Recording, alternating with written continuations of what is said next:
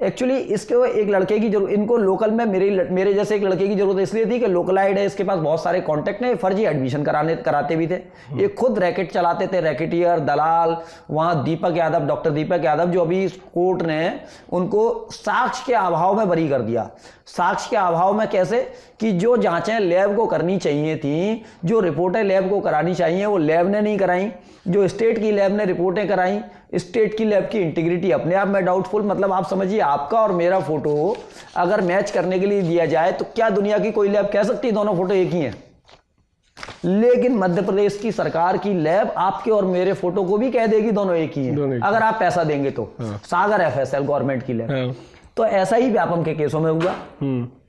ऐसे दीपक यादव जैसे, जगदीश सागर जैसे सरगना। तो 2011 में मैं इसके साथ, इसने मुझे बोला लड़के लाने हैं, अपने को पैसा कमाना है, मुझे अपना क्योंकि पूरा प्रोसेस समझना था। वही सिस्टम में जाएंगे तो सिस्टम को समझेंगे।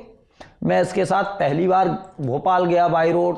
जैसे पिक्चरों में हम देखते हैं ना, माफिया जाते हैं। ग्वालियर से हमने एक टैक्सी हायर की भोपाल तक के लिए, और आप सोचिए शिवपुरी पर उस टैक्सी को वापस भेज दिया।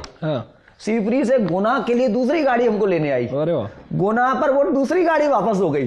मतलब बिल्कुल एकदम फिल्मी स्टाइल। मतलब मेरे लिए शॉकिंग था। मैं पहली बार इस तरीके को उसमें, और ये भी लग रहा था यार अगर उस टाइम में पकड़ा जाता तो कोई मेरी बात को नहीं मानता कि मैं स्टिंग कर रहा हूं। आदमी को लगता मैं तो खुद एक, लेकिन मैंने रिस्क लेकर इस चीज को किया। गुना से हम भोपाल पहुंचे। भोपाल में डीबी मॉल के पास इसके जो शिवराज करके, शिवराम करके यादव था, उसके डुप्लेक्स पर रुके।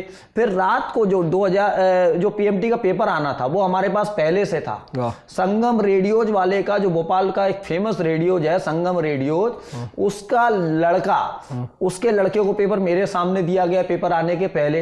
इतना गधा लड़का पेपर आने के सामने आने के बाद भी पेपर में गलत आंसर मार्क कर आया। क्योंकि ये पेपर देते थे तो मार्कशीटें रख लेते थे पैसे के लिए। जिनके नाम ले रहे हैं, फिर इन पे बाद में केस बने, आरोप बने? कुछ लोगों पर बने, कुछ लोगों पर पेंडिंग है। क्योंकि सरकार और सरकारी एजेंसियां इस तरीके से इसमें इन्वॉल्व हुई कि सरकारी सिस्टम जो है हमारे यहाँ का न्याय देना नहीं चाहता। यहाँ क्या न्याय बेसिकली आपको छीनना पड़ता है, और छीनने के लिए वहां पूरा झुंड है और इधर एक अकेला आदमी या 2 लोग 4 लोग। तो कैसे, ये लड़ाई बराबर की नहीं है। लेकिन प्रयास मेरा आज भी जारी है। ठीक है। फिर वो परीक्षाएं दी उन्होंने, फिर क्या? परीक्षाएं दी, पेपर जो मैंने उस टाइम मेल भी किए, सारे सबको बताए कि भाई ये, लेकिन नहीं। शिकायत की आपने? शिकायत की उस समय इन्फॉर्म, लेकिन वापस लौट के हम लोग आ गए, है ना। तो उस टाइम कोई सुनने वाला नहीं था। लौट के आए, मैंने सारा चूंकि प्रोसेस में समझ चुका था। अब इसके बाद था सेकंड पार्ट काउंसलिंग का, जो मध्य प्रदेश नहीं देश में एक नया मामला काउंसलिंग में मेरे सामने आया, और पहली बार सामने आया। प्राइवेट मेडिकल कॉलेजेस का स्कैम। क्या होता है, प्राइवेट जैसे काउंसलिंग होती है तो काउंसलिंग में बच्चा जो जिसके मेरिटोरियस होता है वो गवर्नमेंट का कॉलेज लेता है, बट ऑब्वियस क्योंकि फीस कम लगेगी, अच्छा कॉलेज लेगा। जिसके नंबर कम होते हैं वो प्राइवेट कॉलेज लेता है गवर्नमेंट कोटे की। जनता को समझाने के लिए कि पहले जब परीक्षा हुई तो नकली कैंडिडेट्स के जरिए दिलाई गई। नकली कैंडिडेट्स, पेपर आउट हुए। Engine bogie system. Engine bogie क्या होता है, जैसे आप मेरिटोरियस हैं तो आपको आगे बिठा दिया, और बोगी यानी गधे या कमजोर स्टूडेंट पीछे बैठ गए, तो आप हमको नकल कराएंगे, तो आप हमको खींच के ले जा रहे हैं। इसको इंजन बोगी सिस्टम बोलते हैं। और पेपर आउट करा देना तो सबसे सेफर साइड है। पेपर एक OMR सीट ब्लैंक छोड़ दो और वो अंदर फिलअप कर देगा। ये सारी चीजें चल रही थी, ये सारी चीजें सब एक साथ पैरेलली चल रहे थे। जितना पैसा दोगे उतना सेफ तरीका आपको दिया जाएगा। पैसा कितना तब चलता? पैसा जैसे MBBS की सीट के लिए पेपर अगर आपको पेपर चाहिए तो 10 लाख 15 लाख रुपए। सॉल्वर इम्पर्सोनेटर बिठाना तो फोटो मिक्स होगा। उसमें कैटेगरी वाइज भी आप किस कैटेगरी से बिलोंग करते हैं, क्योंकि SC ST थे उसमें कम नंबर पे होगा, OBC में है तो और थोड़े ज्यादा नंबर चाहिए, जनरल है तो और थोड़े ज्यादा नंबर चाहिए। कैटेगरी वाइज भी मतलब रेट बेसिकली आप समझिए मॉल में जिस तरीके से हम जाते हैं तो रेट टैक्स होते हैं, इस तरीके से ओपन मार्केट था।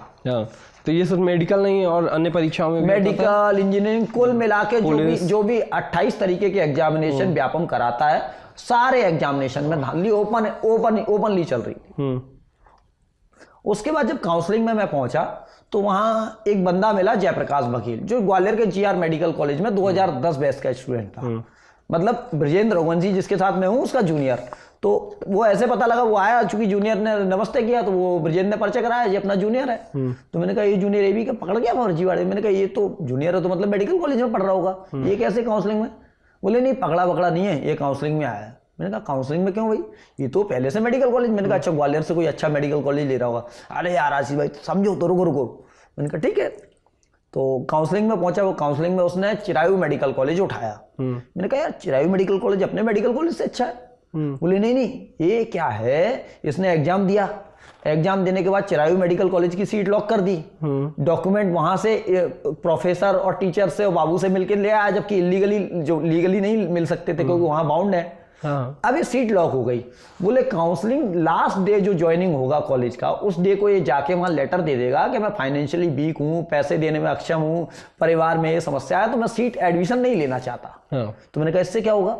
बोले इससे कॉलेज इसको पैसे देगा 8 लाख 10 लाख रुपए। फिर मैंने कहा तो बोले ये सीट चली जाएगी पेमेंट कोटे में, कॉलेज बेचेगा इसको 1 करोड़ रुपए में। बढ़िया। गवर्नमेंट कोटे की वो सीट जो गवर्नमेंट ने, इसलिए सरकार ने अनुदान देकर प्राइवेट कॉलेज को दी है कि ऐसे स्टूडेंट्स जो कि नंबर कम ला रहे हैं और थोड़े पैसे दे सकते हैं, मतलब जो गवर्नमेंट फीस से ज्यादा, पर बहुत ज्यादा पैसे नहीं दे सकते, प्राइवेट की फीस अफोर्ड नहीं कर सकते, उनके लिए कुछ सीट रिजर्व है। उसको भी किस तरीके से गवर्नमेंट सिस्टम का एक सारे डीएमई को पता होता है, मिनिस्टर्स को पता होता है, आईएएस को पता होता है, मेडिकल कॉलेज के जो मालिक्स होते हैं, डायरेक्टर वगैरह सबको पता होता है।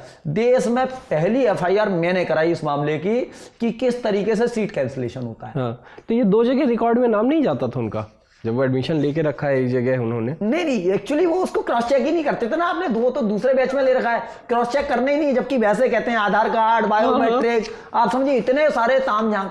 क्या होता है एक बात समझिए, चोरी पकड़नी है हमको तो हम चोर पकड़ेंगे। जैसे इंटरव्यू में कैसे, इंटरव्यू मैं एक उदाहरण दे रहा हूं, मान के चलिए मैंने आपको सिलेक्ट करना है, पहले से फिक्स कर लिया है, और मैं आपसे इंटरव्यू में सवाल भी पूछने हैं, और ये भाई साहब ये भी आ गए, इनसे मैं पूछूंगा आप बताइए अब्दुल कलाम जी के पिताजी का नाम क्या है, तो थोड़ा सोचना पड़ेगा। और आपसे भी मुझे सवाल पूछना है, चूंकि सिलेक्ट करना है, तो आपसे पूछूंगा आपके पिताजी का नाम क्या है, ये भी तो सवाल है, आपके पिताजी का नाम क्या है। तो यही बेईमानी और ईमानदारी का तरीका है इनका।